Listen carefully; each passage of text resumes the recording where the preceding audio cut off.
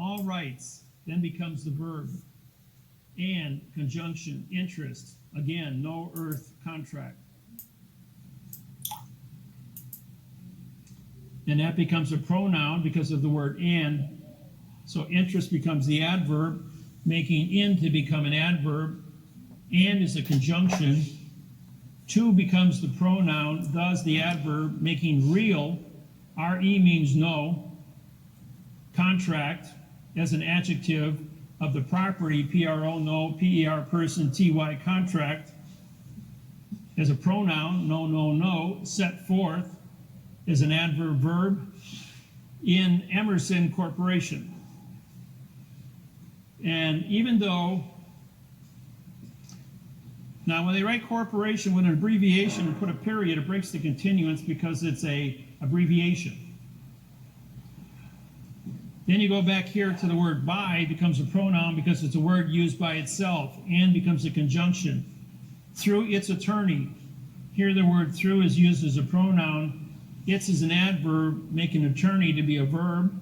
And this conjunction, request, means no quest, as a pronoun. That default, again, no fault. It's a no fault judgment used as a pronoun. The word ju means no, law. Be is an adverb, hereby is an adverb, entered, en means no.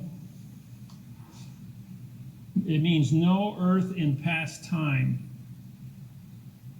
So that's used as a verb. In favor, adverb verb, of is an adverb, plaintiff, which becomes a dangling participle verb to end the sentence. So the attorney is saying that you pick out the key words. The attorney is saying that there is no fault, there's no earth interest, there are no quests, and there is no earth in past time. The judgments, the word judgment, when you look it up, says opinion. The letter O is used as a single syllable. P-I-N means to join together, and I-O-N means contract. So you have no joining contract. That's what an opinion is. That's called parsing. Now the book on parsing is written by the Masons, and I'm a 92nd degree Mason. I rewrote the Masonic codes and putting 2/3 of all the missing words in dogma, agenda, or legenda. And when the book was rewritten, it's 6 inches thick, 18 inches tall, and 1 foot wide. It's in 9-point print, by the way. So it's a very, very complex book dealing with many different parts of our world's belief systems.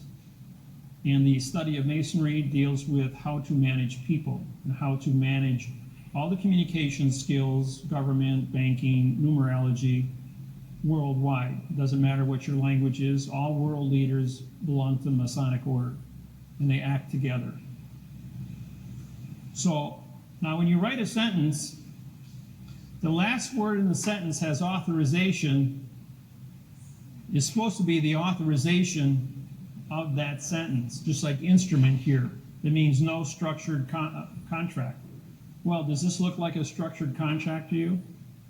Or the dangling participle plaintiff, which was the attorney who was represented by the law firm.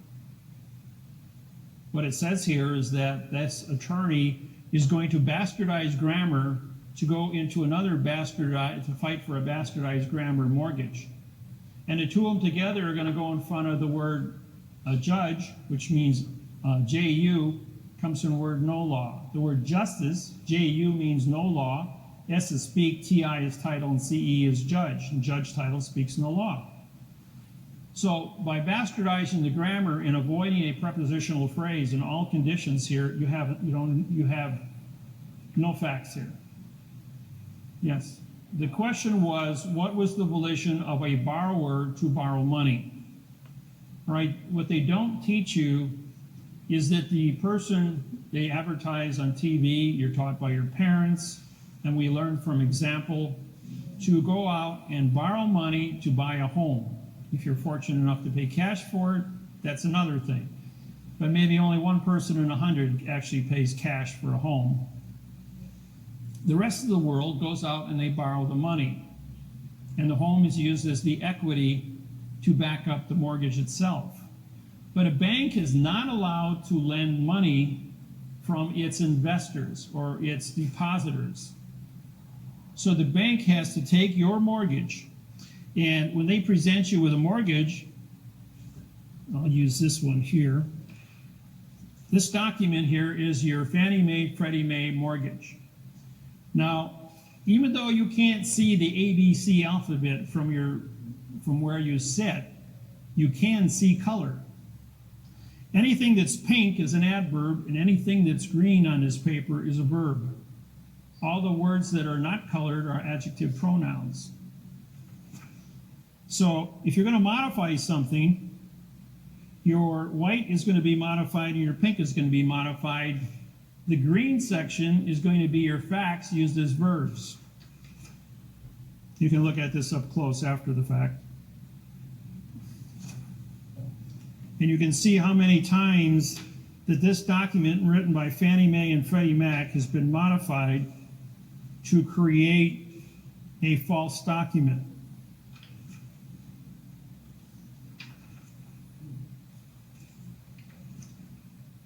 These are just adverb verbs. And finally, we just identified the adverbs by just putting the pink on the paper. There's 100 adverbs out of 300 words. Again, 100 adverbs out of 300 words. And then when you get back to your signature, your autograph page in this document, the autograph page only has room for you to sign, not the bank. So it's a unilateral contract. So you go ahead and you sign this false document. And then the bank takes this false document to a treasury window where the person standing at the treasury window hands over to the bank $500,000 so you can buy your house. And they say, well, we got a mortgage here. And the person who is going to hand that bank that mortgage money is a second grade reading level or a fiction level like this, reading level, and doesn't understand what correct parsé syntax grammar looks like. So they cut a check and give it to the bank. Now the bank goes back, and the ABC bank goes ahead and they make a deposit into the ABC account with the $500,000, and now under the laws of fraction banking, because they now have a $500,000 deposit, create $5 million. Then they take that $5 million on day 2, and they write a check for $500,000, and they run it back over under Title 15, Section 1635A of the 3-day rescission law, and they give the money back to the Treasury saying, we canceled the mortgage, we canceled the loan, we're not going to borrow this money from this person's security account, Social Security account. Then they turn around and they go back and they write a note. NO means no and TE means contract, that's parsé. So now we have a no contract note where the entire document has boxes. All the numbers are placed in independent boxes. All the written words are placed into another set of boxes. A box is an enclosed area under the rules of styles of all the world's style manuals for advertising. And because the words and the numbers are kept separate by these independent boxes, and the entire document is boxed, and there's only room for one signature. A signature starts with SI, like the word sign is SI, like the word simulation is SI. When you have an autograph, which is the way I punctuate my name here, David-wynn, Miller, that's called an autograph. That means authentic, author, authorization. And that makes me a fact. But when you simulate, which is cursive writing, the root word of cursive is to do evil on others. And when you're doing evil on others by cursive and you angle your words, that's italicizing, which removes it from the paper. And if you're going to italicize what you've just written, you voided your contract. Now I have a document here. Now here's a signature. You can't see it from back there, but it's scribbled. There's no way you can make out what this name is. You got to scribble over here. Any 2-year-old can scribble as equally as well. And by scribbling, these people are not taking jurisdiction for the words that they're placing on the paper. It is mandatory when we write a lawsuit that we go ahead and we place a flag on the lawsuit, because this is a vessel in a sea of space. All vessels under maritime law must have a flag. The flag must also, the vessel must also be accompanied by a stamp. Now, by placing a postage stamp on this document, it's a federal stamp. It pays the freight to move this document between point A and point B.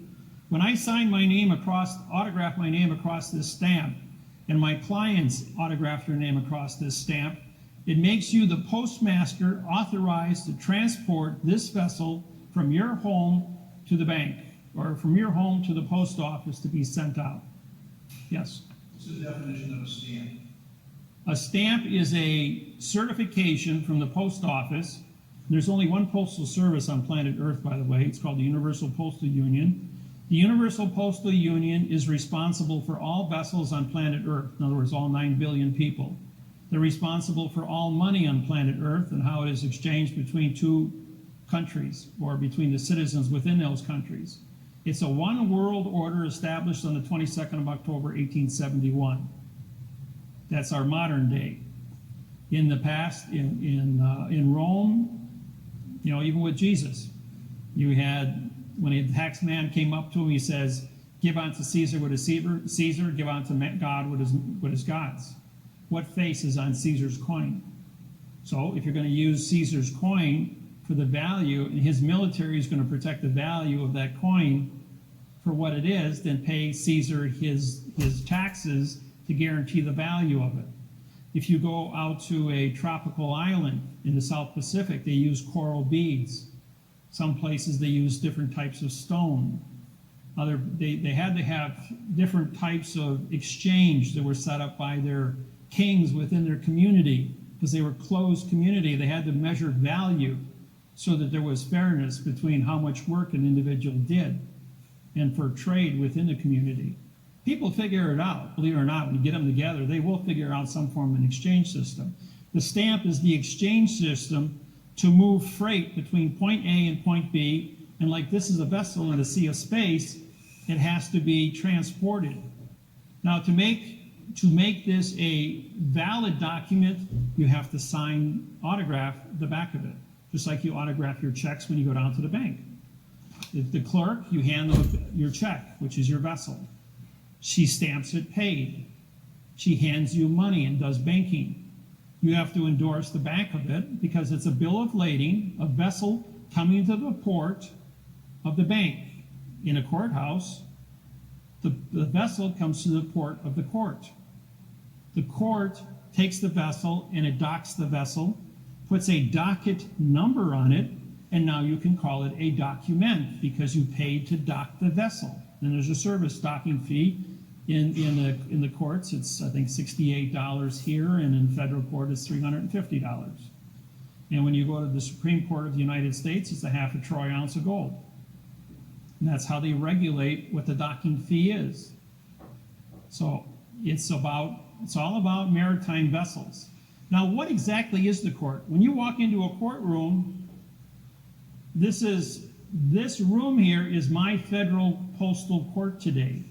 We have documents signed, we have stamps on it, and we're explaining to you the mechanics of how this court process functions. The federal postal court can only do grammar. We can only syntax the words on the grammar for the fraud that is perpetrated on them. This becomes the forensic evidence that is necessary.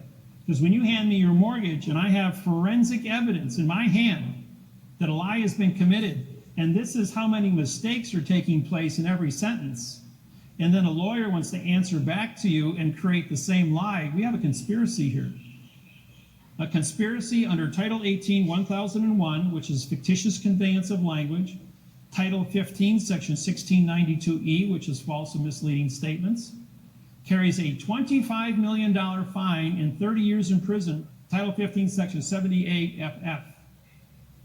Now, because you are depriving or stopping witnesses and evidence from bringing correctness to the court, this is called a deprivation. Under coloring of the law, that's Title 18-242.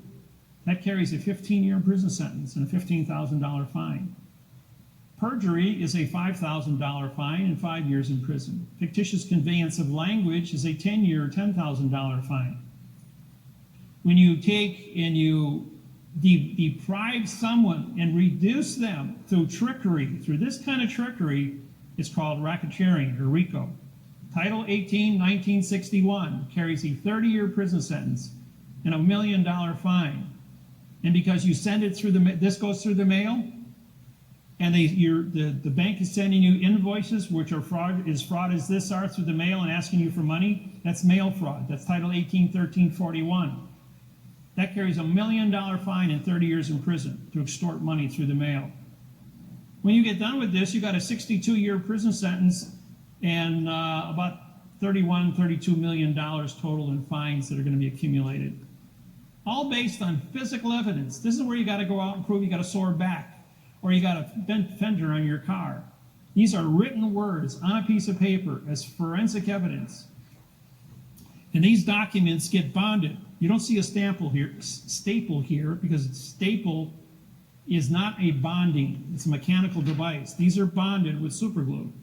So you can glue it, you can stitch it with a sewing machine because the perforation of the holes are like a fingerprint. Or you can rivet it with brass rivets. In 1998, I sent Janet Reno, Secretary of State Janet Reno, a letter about her false and misleading statements. She sent me back 2 sheets of paper with 6 3/8-inch diameter brass rivets to hold 2 sheets of paper together. She says, you want to talk about maritime bonding? Well, here's maritime bonding. Only person in my entire career of 34 years that ever used brass rivets. But it just shows that she understood maritime law.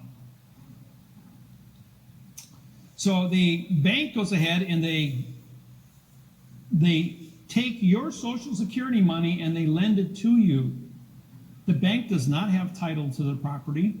They do not have a note because it's been written in modified grammar and all the numbers are boxed. They don't have a contract because it's bastardized, written in fiction language. This is straight lines and curved lines on a piece of paper called ART, A-R-T, which is a vowel and 2 consonants, which means no contract. So therefore, if you put things in perspective, the end that when they're using their words called real property, RE being no contract, and property being no person's contract, they're telling you, they're advertising to you through parse that we have no contracts here, that you are a nothing. We nom de guerre your name. Now, if you look up nom de guerre as a dead person, pseudium, and you look at the laws under maritime codes, can a dead person own land or write contracts? The answer is no, it's forbidden. So they go ahead and they bastardize the grammar, so there is no contract. And now is an adverb making a negative adverb, which makes contract into a verb fiction. Again, this goes into a vicious circle of modification and trickery and deception over and over and over again. And when we go ahead and we bring a correct parse syntax grammar document to the court, everyone's familiar with the date 12/21/2012? The Mayan calendar, the beginning of the end of the world. The was an adverb making end to be a verb. The was an adverb making world to be a verb. We ended the world of verb that day by ordering open Benjamin Franklin's Federal Postal Court, July 4th, 1775, retroactive under Title 42, 1986 for knowledge of a crime and the authorization to stop and correct it. Russell J. Gould and myself issued new oaths of office written in the correct parse syntax grammar. As 2, we make corporation, and we also issued a new bank charter and a new court charter of how grammar will be used in a correct parse syntax grammar format to decisions on what documents are being filed in the court system. And by doing that, using physical evidence and staying within the confinements of our charter, we now have the correct basis to stop and correct this type of a lie from happening. And this has been done 64 million times in the United States. Now, when the bank goes ahead and they take your mortgage, as soon as within 3 days of you signing your mortgage contract and your note, they then take and they sell that, what's called a securitized backed asset, to Wall Street. Or they sell it to another bank, which bundles it up. The little banks will sell it to a big bank. The big bank will turn around and sell it to Wall Street, which then sells it to foreign investors as a securitized backed asset. Do they have title to your property? The answer is no, like you have title to an automobile. They can't produce the title, and when you ask the bank, where's my title? They're going to say, we don't have to show it to you. That's because they don't have it. They are only a servicing agent. They have never risked any of their own money. They have only taken your own Social Security account and created an illusion to get the money from the Treasury, which is actually a bank robbery, because this document is a lie. That means that they did not have a contract to take that money out of the Treasury in the first place. That's the same as a bank robbery. And if they committed that bank robbery, that's a crime, and it vacates their ability to contract with you. But they're out there every month, and they're asking you for money. They continue to generate a no contract language and frustrate the individual. When you went to school, they did not teach you to read and write above a second grade reading level. The first thing the teacher taught you when you were 8, 9 years old, never start a sentence with a prepositional phrase, so that you could never create a fact. You can have 99 prepositional phrases in a row and put one adverb verb in there. That adverb verb represents the number 0. And any number, no matter how large it is, multiplied times 0 equals 0. Any number divided by 0 equals 0, no matter how big it is. And so what they did here is they threw in and modified anywhere in the sentence, and they created a lie. In the world of infinity lies, they have the world to lie. They can only be correct once with 3 plus 3 equals 6. But in the world of lying, they have an infinity of the ability to be wrong, to teach us how not to read and write, to be wrong. And what was Pandora's box? You open Pandora and you release all the evils in the world. The Pandora's box was the mathematical interface on grammar. That it showed that man never went to war over a math problem in the history of this planet, over a math problem, but have been killing each other through modification of grammar and stealing property through false and misleading sentences since the beginning of written time. And individuals' voluntary participation in the, I guess you could say, the greed factor, the need to have a roof over your head, to need to supply your family with shelter, is so strong, you will do anything. When we were 18 years old, sex was on our mind. We had to have a fast car, good clothing, and they wanted us to sign up for a Social Security. You had to have your Social Security card in order to get a job, to make the money, to buy the car, to get the clothes, to attract the opposite sex. Then you had to build shelter for the opposite sex, and henceforth jump into a mortgage that you couldn't read and write because they never taught you how to read and write in school. So this thing has been set up and was established in 1888 called securitized backed assets through Wall Street. So they knew what they were doing 135 years ago when they set this whole plan in motion. The thing that they never figured on was that we were going to break the code, publish the mathematical interface on grammar, and expose this.